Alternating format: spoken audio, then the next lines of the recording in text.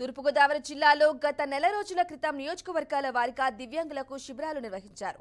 సదరం certificate కలిగిన దివ్యాంగులకు వారి వైకల్యాన్ని బట్టి ఏ రకాల పరికరాలు అవసరమో గుర్తించి కేంద్ర ప్రభుత్వం వాటిని మంజూరు చేసింది.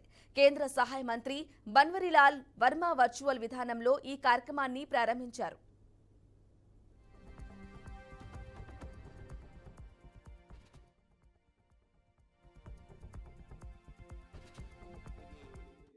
చంద్రబాబు గారి ప్రభుత్వం పవన్ కళ్యాణ్ గారితో కూడిన చంద్రబాబు నాయుడు గారి యొక్క ప్రభుత్వం సరిగ్గా నెల 10 రోజులైందా?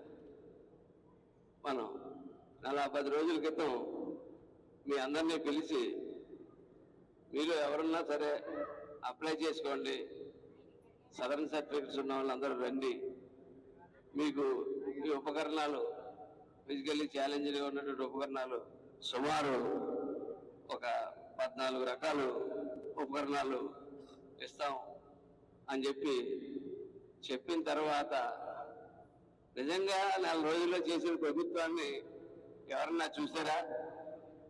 ఒకసారి చెప్పండి, చెప్పాలి మీరు. నెల రోజుల్లో